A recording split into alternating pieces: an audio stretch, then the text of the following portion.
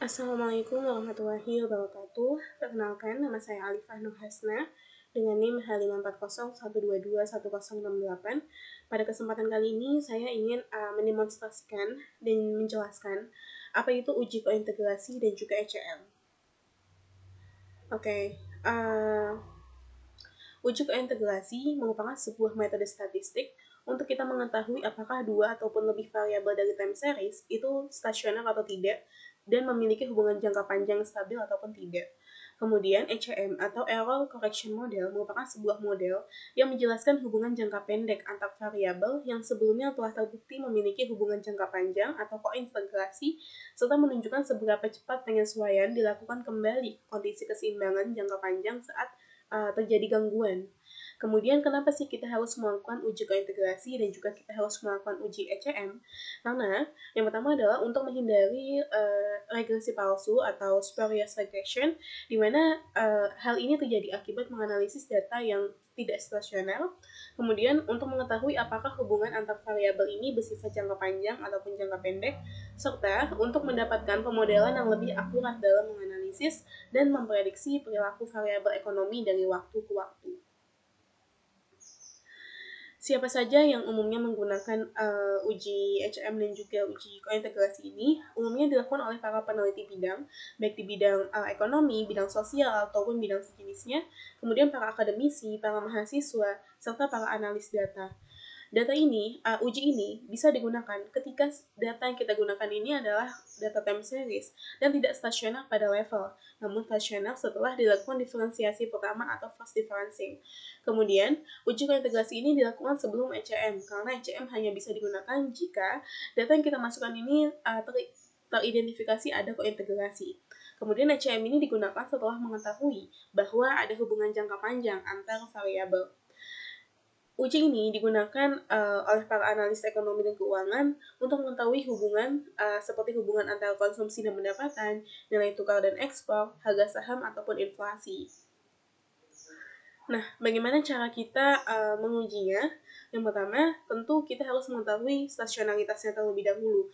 Gunakan ADF test atau PP test untuk memastikan variabel ini tidak stasioner di level, tetapi stasioner di first differencing atau di diferensial yang pertama. Kemudian, ketika kita sudah tahu stasionaritas datanya, lakukan uji kointegrasi. Yang pertama, jika dua variabel, maka kita bisa gunakan uji Angel-Granger. Kemudian, jika lebih dari dua variabel, kita bisa menggunakan uji Johansen test. Jika terbukti adanya kointegrasi, maka kita bisa melanjutkan ke tahap selanjutnya ataupun ke model ECM. Nah, bentuk dari model ECM sendiri itu adalah delta YT sama dengan alpha plus beta delta XT plus lambda ECT-1 plus LLT. Nah, di mana delta ini merupakan perubahan nilai ataupun nilai dalam jangka pendek. Kemudian ECT-1 adalah error correction time, deviasi dari keseimbangan jangka panjang sebelumnya, serta lambda merupakan koefisien penyesuaian, harus negatif dan juga harus signifikan. Setelah itu saya akan mencoba untuk mendemonstrasikannya melalui aplikasi RStudio.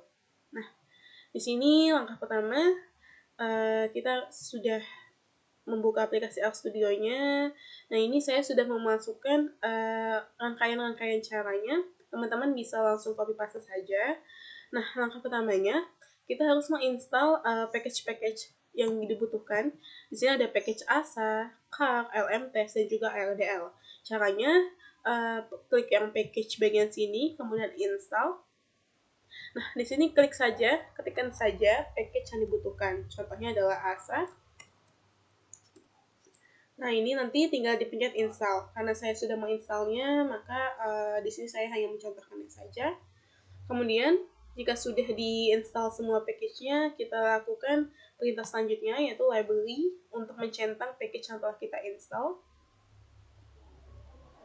Oke, ini bisa dilihat ya di sini bahwa sudah tercentang. Kemudian, kita akan memasukkan data. Import dataset from Excel. Nah, di sini saya sudah menyiapkan data.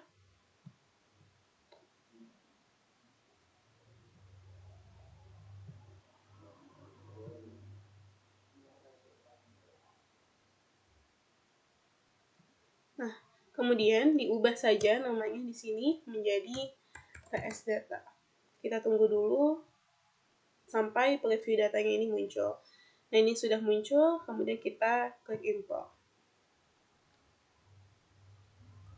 Oke, selanjutnya kita balik lagi ke R script-nya. Nah, di sini kita jalankan berita selanjutnya, yaitu kita ingin menghilangkan kolom yang pertama, yaitu dimana adalah kolom tahun ya, itu tidak dibutuhkan, kita hilangkan saja. Blok kemudian run. Nah, ini bisa kita lihat bahwa ya sudah nggak ada ya tahunnya. Kemudian kita lihat kita akan melakukan uji non formal melalui plot data, kan? Nah, ini bisa dilihat bahwa data ini memiliki sebuah tren dan juga cenderung tidak stasioner. Tapi karena ini masih uji non formal, kita akan melakukan uji formal untuk mengecek pastinya. Sebelum itu kita masukkan estimasi model data lebih dahulu, estimasi variabel yang memang dibutuhkan. Copy paste saja perintah yang ada di layar, kemudian klik run. Lakukan juga pada perintah-perintah selanjutnya. Nah, oke, karena sudah masuk semuanya, bisa dicek di sini ya. Kemudian kita lakukan uji formalnya melalui ADF test pada variabel PDB, GFCF, dan juga AK. Klik run. Nah, ini bisa kita lihat ya. Di sini kita lihat satu-satu.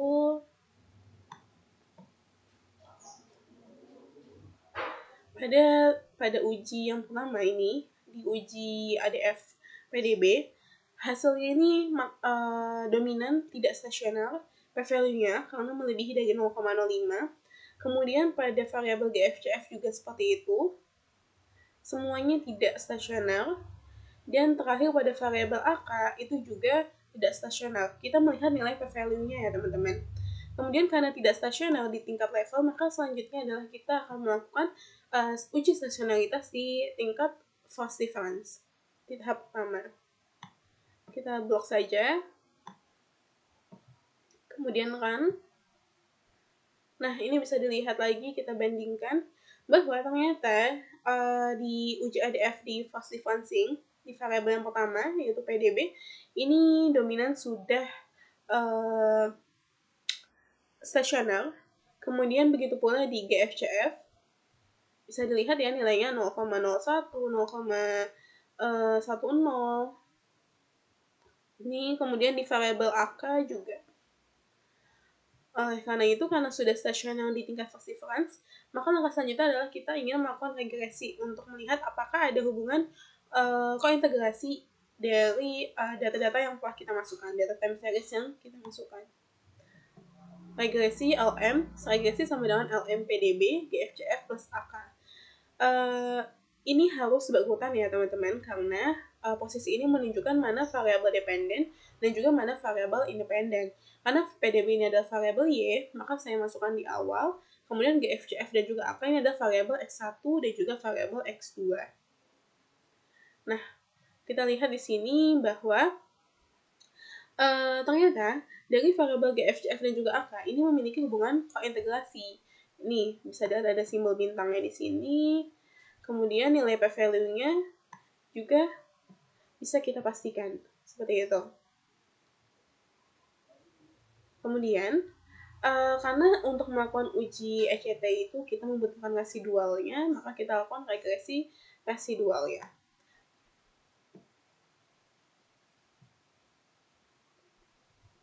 Nah, setelah melakukan uji regresi residualnya, dapat dilihat di sini bahwa ternyata dominan dari nilai p-value ini sudah stasioner, yaitu 0,05. Ini juga di sini dibuktikan di sini. Berarti dari data time series yang kita masukkan ini memiliki hubungan kointegrasi ya teman-teman. Oleh karena itu kita bisa ke langkah selanjutnya untuk mengecek model ECM-nya. Kemudian kita masukkan lagi di sini ECT sama dengan TS, ECT star C1986, karena data yang saya masukkan ini pertama adalah di tahun 1986 dengan frekuensi 1 yang artinya adalah frekuensi tahunan. Kemudian kita akan melakukan ECT tambahan itu dengan memasukkan model yang kedua itu pada tahun 1987 dan mengakhirinya di tahun 2015. Kita blok, kemudian kita lakukan perintahan. Nah, selanjutnya sudah masuk, kita lakukan lagi perintah yang selanjutnya. Ini adalah leg 1. Kita ingin menyamaratakan bahwa uji yang ingin kita lakukan itu dimulai dari leg yang pertama ini. Selanjutnya lakukan lagi.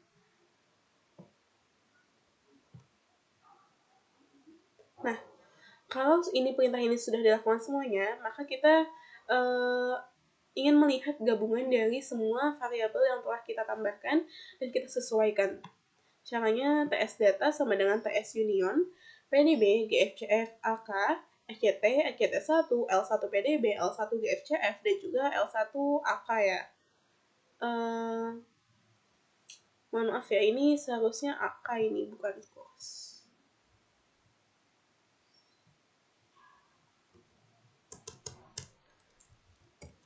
Dan ini juga berarti sebelumnya ini diganti menjadi AK.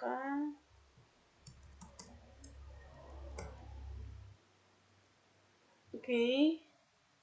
Kita lihat ya sekarang datanya.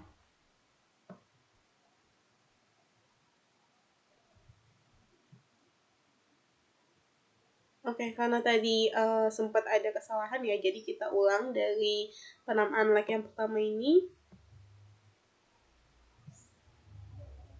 Kita lanjutkan lagi. Oke, kemudian kita lihat secara gabungan dan juga komplementasi dari semua datanya ya. Nah, ini sudah masuk semua variabel gabungan yang kita tambahkan tadi. Dan ini kenapa NA? Karena memang kita tidak memiliki data dari tahun sebelumnya gitu. Kemudian kalau kita ingin melihat secara di layar yang konsolnya ini juga bisa klik kanan aja. Nah, ini cara gabungannya seperti ini. Nah, langkah selanjutnya adalah kita ingin melihat model dari ECM-nya, melakukan regresi ECM-nya. Kita ingin model utamanya terlebih dahulu ya, teman-teman. Klik kanan. Nah, ini bisa dilihat di sini bahwa ternyata nilai ECT-nya ini adalah signifikan dan juga memiliki hubungan yang negatif sebesar 5,75%. Kemudian nilai p-value-nya ini juga sudah sangat bagus dan dia itu berarti artinya menolak H0 gitu. Berarti ujinya ini cocok seperti itu. Kemudian kita lakukan model ECM alternatifnya. Perbedaannya ini yang kata ECT pertama sini itu diubah menjadi model leg pertama PDB, leg pertama GFCF, L1 AK ya ini. Maaf lagi, ini L1 AK harusnya. Kemudian kita lakukan summary. Nah, ini kita jalankan, kita blok. Kemudian kan oke.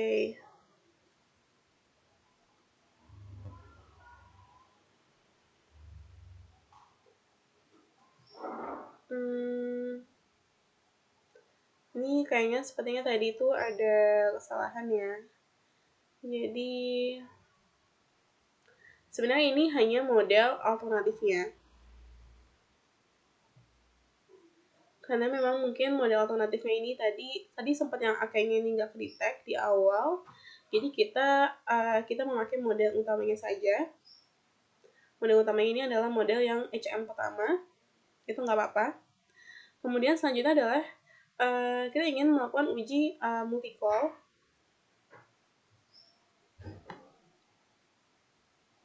Nah, karena kita makainya model yang pertama, maka HM-nya di sini diganti HM yang pertama.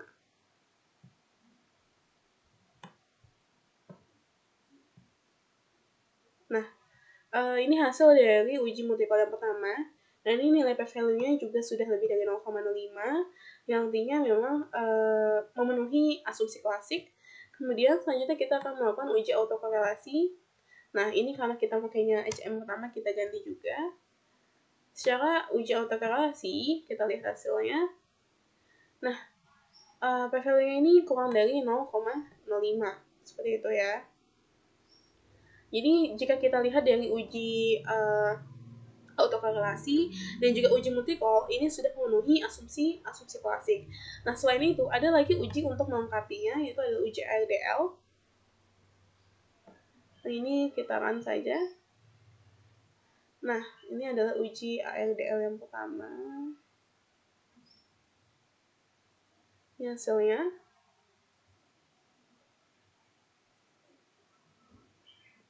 Nah, ini bisa dilihat bahwa dari PDB, GFCF itu memiliki hubungan kointegrasi dan juga memiliki ECM-nya ya, teman-teman.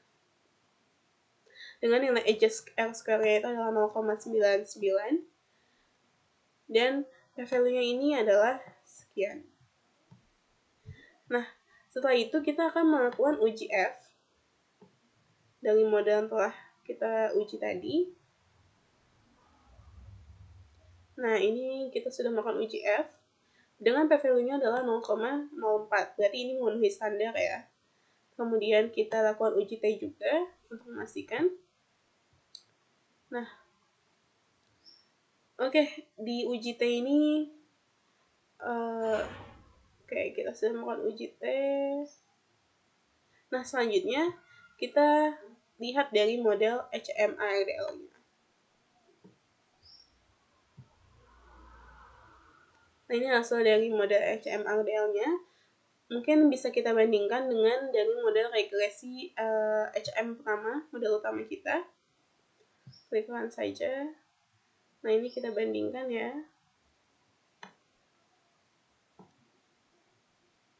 Nah, dari model ARDL, dari model yang terakhir kita masukkan HM-ARDL, ini hasilnya seperti ini. Sebenarnya hasilnya ini harusnya sama dengan model HM kedua, tapi karena tadi mungkin ada masalah di awal, jadi kita memakainya HM yang utama, HM yang pertama. Dan ini adalah model dari regresi HM yang pertamanya.